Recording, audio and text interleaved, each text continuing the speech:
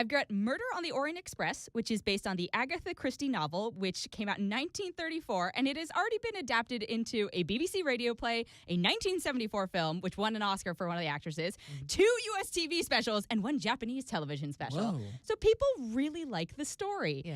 It's directed by and stars Kenneth Branagh, who is Hercule Poirot, and it's got some other people in it you may have heard of: Johnny Depp, Michelle Pfeiffer, Penelope Cruz, Dame Judi Dench, Sir Derek Jacobi, Leslie Odom Jr. from Hamilton, Willem Dafoe, Daisy Ridley, and Josh Gad. So, you may have heard of 1 or 2 of them, which is probably why you would think about seeing this movie. And I'm going to say maybe think twice about that. Oh, no. Yeah, I know. So in case you didn't know, it's about a murder that takes place on the Orient Express, which is a train. Okay. Because if you haven't seen one of the bajillion versions of it, or read the 1934 novel, and this is the problem. I made the mistake of reading the 1934 novel right before I saw the movie. That's Which is fine. dedication. It's fine. But it's not. It's a very short book. Is it? Oh, yeah. okay. But this was my thing. I spent the whole movie comparing them to what I had in my head, and they did not quite match up to what I had in my head. And so they took some liberties, and I'm like, okay, I get it. You need to take some, I guess. But I don't know. It's challenging because the story itself is very tell, don't show.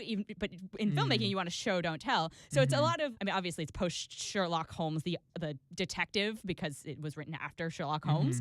But it's a lot of, well, you didn't realize that this because of this and this. And he's Belgian French, so I have to do the accent apparently. You didn't realize that because of this and this, like this is the obvious reason. And his friends are always like, oh my goodness, I didn't. As the audience, I also didn't. So the movie leads you a little more, like the movie makes the clues a little bit more obvious, which also kind of takes away from it because you want this, genius detective. I don't know. I had problems with it, but I also had problems with the book. So I'm like, well, I guess it's fair because I had problems with the source material. Also, source material, very dated. A lot of it's kind of racist and sexist, and, like very bizarre. Well, so even like using Orient Express. I know like that too, but I was like, you can't use that source and not call it the Orient Express. Right. Yeah. But I was a little troubled by some of the stuff they say in it. It's not just against like they're like Italians are a stabbing type of like that's their crime. Though, and I was like, yes, but does that for you, Arthur. Can you? I'm only saying that for you. It's fair, but can you really enter that into evidence in a court of law? Right. Like, well, you're Italian, so you're probably going to stab someone. So I found some challenges with that. It's a beautiful film. It's like if you like period pieces, they paid a lot of attention to the costumes and the details. Cool. But overall, it's kind of slow, especially if you're like me and coming off a Thor high where you're like, yeah, action. And then they're like, we will have this long drawn out sequence. I think everything is French now. Yeah. And my favorite is like the description of Judi Dench's character is like the ugliest woman ever. And I'm like Judi Dench is not bad looking. No. Like, come on now, let's simmer down. So good cast, okay story. I mean, the story is famous for a reason. Like, obviously, if you haven't read it, you'll probably be surprised. But then it's a little like twist at the end.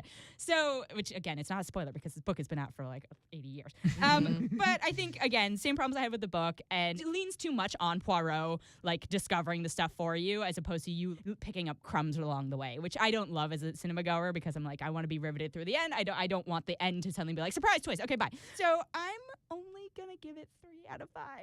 Ooh. Yeah. I'm bummed because I wanted to see it. I was really excited for it. That's why I read the book. And then I went, You guys are crazy getting excited for this. What? For me, it just looks like something I'll fall asleep 10 minutes in. It could be a nap film. It could be a nap film. I'm not going to lie. Great. Yeah. It's not, I also don't think like if you are going to see it, I don't know if you necessarily need to see it in a theater. It could be a rental. It's a rental. There you go. Murder on the Orient Express. 3 out of 5 this week. But you have another movie. I do have another movie. Did you like it better? I than loved this one? this movie. Okay, so go see this movie. So this is my problem. I had weird expectations for Murder on the Orient Express, and I hope I don't do anyone a disservice by raising your expectations for this next film because it's one of my favorite of the year. It's called Lady Bird.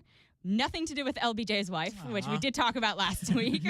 But it's called Lady Bird. It's the directorial debut of Greta Gerwig, who you may have seen as an actress. She's also a writer, but she's been in Frances Ha, 20th Century Women, and Maggie's Plan. And she is from Sacramento. And so it takes place in Sacramento, which is a nice little like Northern California. I won't say Bay Area because I grew up here. Definitely not. Yeah, I know. I grew up here. I was Bay like, come on now. Come on, Yeah, people. stop. But Why, did they describe it as Bay Area? No, they when you did, read and it? there's a great Okay. moment about that. So, but it still takes place like in a place that's an hour and a half away. So we're familiar with it. It follows a girl in her senior year of high school, goes by the name of Lady Bird, who's played by Saoirse Ronan, who's a great actress, and I don't know how old she is at this point, but she looks like she's a teenager still. I'm pretty sure she's probably like 30, but I think she's a great actress. And this movie gave me nostalgia and PTSD at the same time, which I thought was very impressive, because I don't think I've ever seen such a complete like rendering or performance of a high school girl on film.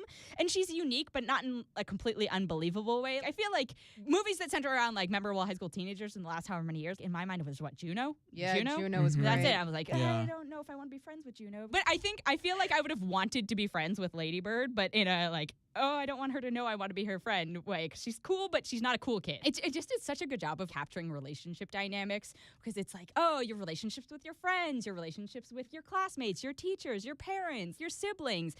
And it follows through her senior year of high school. I love this movie so much because it's great acting. It's good storytelling, but not in a super cliche way, which I think it's very easy to be like, oh, you get through high school, you go to college, and you go to prom, and like end of story, ribbon on the end, you know. No, it's more than that, and it goes like further than that.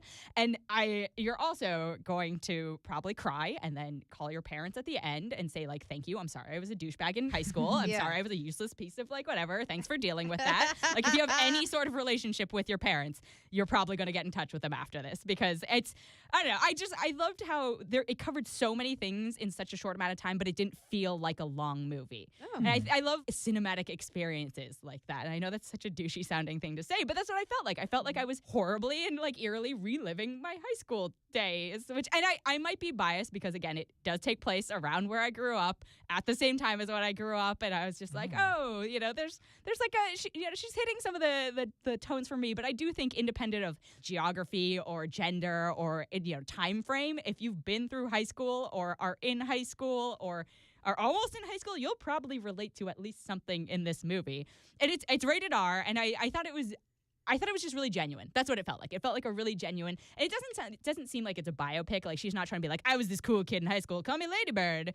You know, she's actually telling a story, which I think is a nice level of separation, which allowed her to kind of get this performance and story told. So I really, really liked it. It's the type of film I love seeing. Like it's the type of film that makes me happy to see films again, because I'm like, yes, drama, humor. There's a musical in the middle of it for no reason. It's a bad high school musical. It was fantastic. So I'm going to give it 5 out of 5. Whoa! Holy moly, man. And I'm not the only one. It's got 100% on Rotten Tomatoes right now. I just saw that, yeah. I'm sure it'll like go down a little bit, but it is legitimately a movie I just want people to go see.